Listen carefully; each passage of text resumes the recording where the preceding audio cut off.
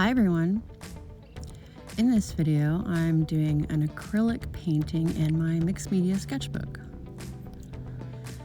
I've been messing around with acrylics for about a week now, and it's not my usual medium, but there's something really freeing and relaxing about acrylic because you can basically paint forever until you like what you see.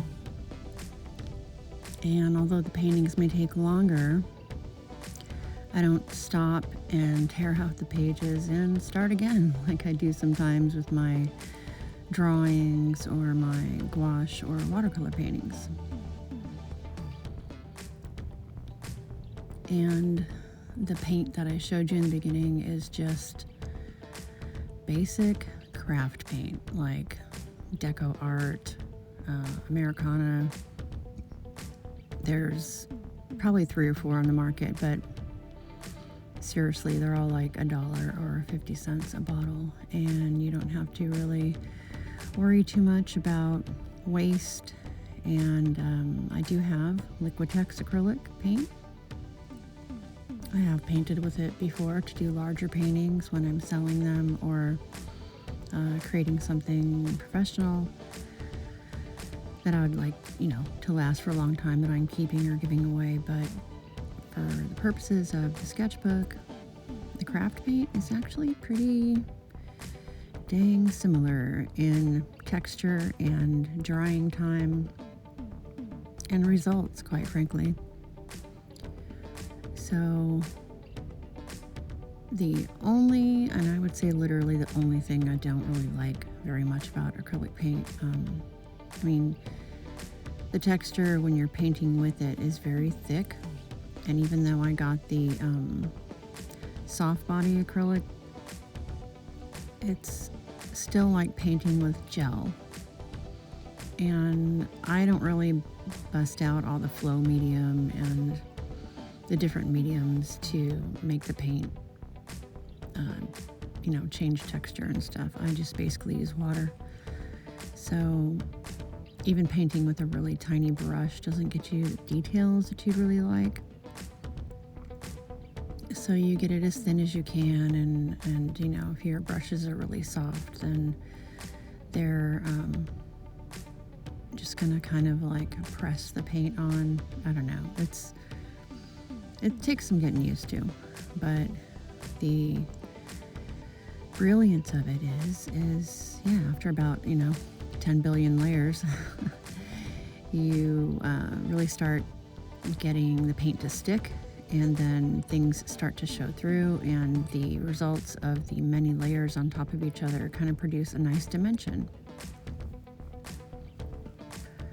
Similar to watercolor, although this dries like instantly. So unless you're laying it on super thick, which even when you do that, it only takes a few minutes to dry. And this painting went through like a billion ugly stages. It was quite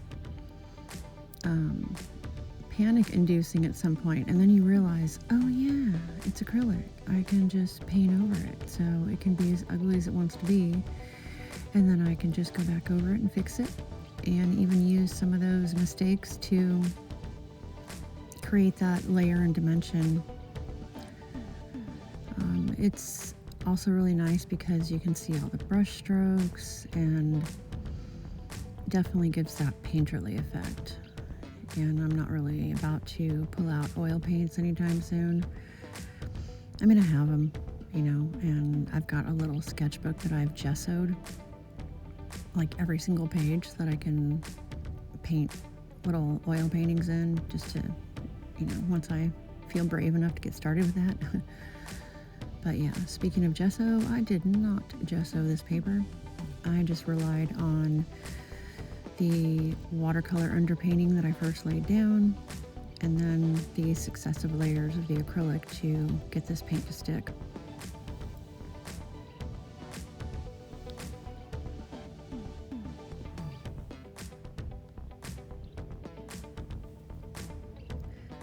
I tried to choose colors that were very similar to regular artist palette colors. So, I have colors like flamenco coral and conch shell, and these are not artist quality paints. So they name them similar to what you would name nail polish and makeup and stuff. But they do have some that are like cobalt is what I used here, navy blue, which basically would just be indigo, burnt umber, raw sienna, titanium white, and something called cardinal red, which is very close to crimson. I didn't want to use black because I didn't want it to have that harsh graphic look. I was looking more for a softer, illustrative, painterly look. But I am going to do one soon where I use a lot of black and white and do that like graphic comic book style.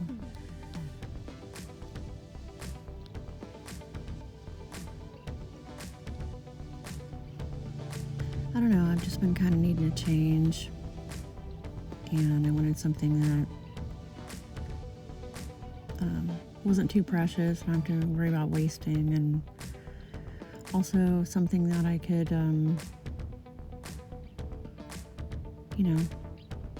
not fuss with too much. Although, like I said, it does take a little longer to finish a painting because you're correcting and correcting and correcting, but there's something slightly meditative about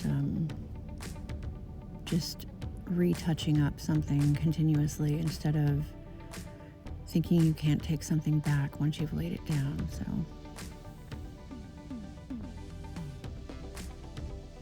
oh yeah, speaking of that, I basically just whited out her eyes.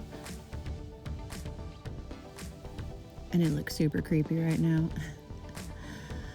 But the irises just kept getting bigger and bigger and bigger. So even when I put the white back into the whites of the eyes, it just wasn't working. So I'm like, you know what? I'm just going to white them out and wait for it to dry and paint them back in again. Another acrylic benefit.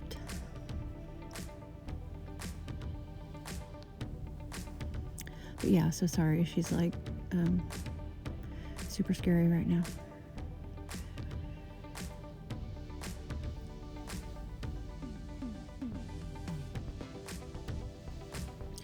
So then I'm just using like a wash of cobalt blue to paint the iris back in, and then I'm going to go back in with some navy blue and do the darker areas and give it some more life again.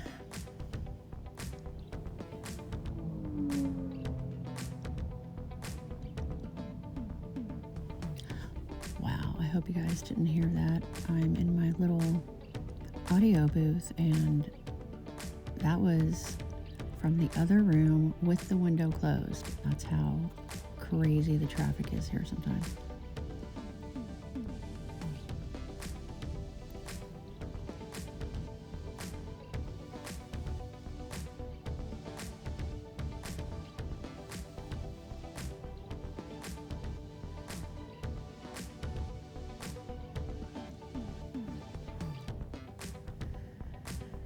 So yeah, I've just been in kind of the mood to do acrylic lately, and I'm planning on doing a larger painting and trying to figure out the setup for that so that I could possibly film some of it, maybe in parts, because a larger painting is going to take much longer than this little painting, which this little painting took almost 2 hours, and that's twice as long as my usual sit-downs. And of course, chopping it up a little bit and speeding it up is going to make it close to about 15 minutes or less for you guys.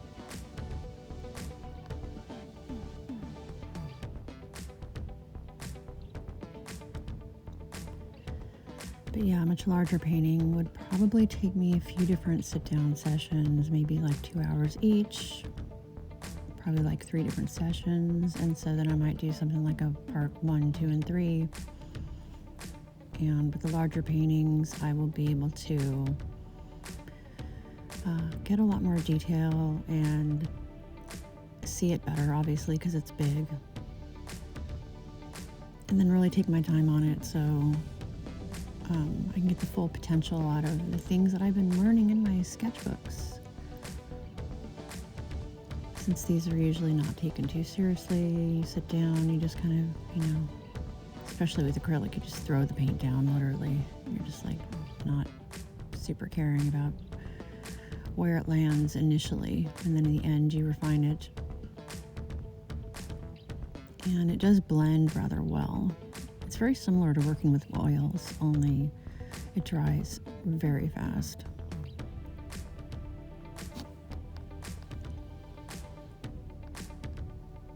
And the little palette that I was using, because it's soft body acrylic and it's cheap acrylic, it really kind of, it lasts for the whole session without hardening or drying up like the more expensive paints do. And then I'm always like worried that I'm not going to use every single little drop of the paint in the palette when it's the higher end brands. With this, I just go wash off the palette when I'm done, and I probably lost like 10 cents,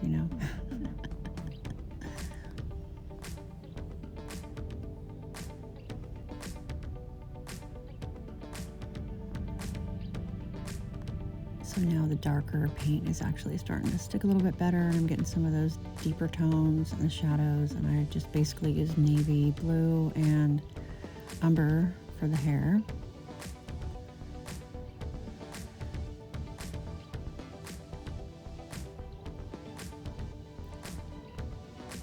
And I really wish I could have got some better detail,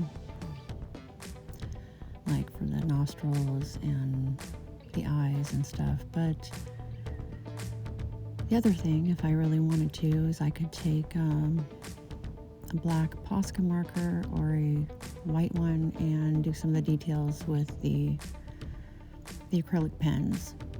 Since they're all acrylic, they get along. And that's something that, it's just optional.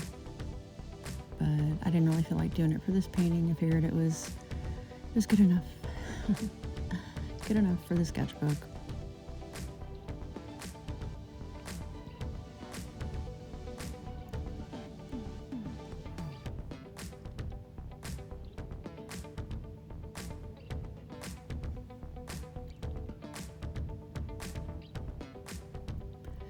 I really like how the raw sienna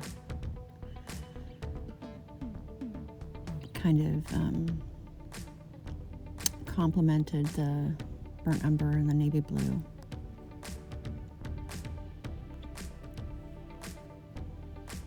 And the pop of red, which I did add a little bit into the cheeks just for some harmony. Once in a while I do put stuff like that through the hair and stuff, but I didn't for this one. And yeah, I liked the color scheme. It was pretty basic, but it worked.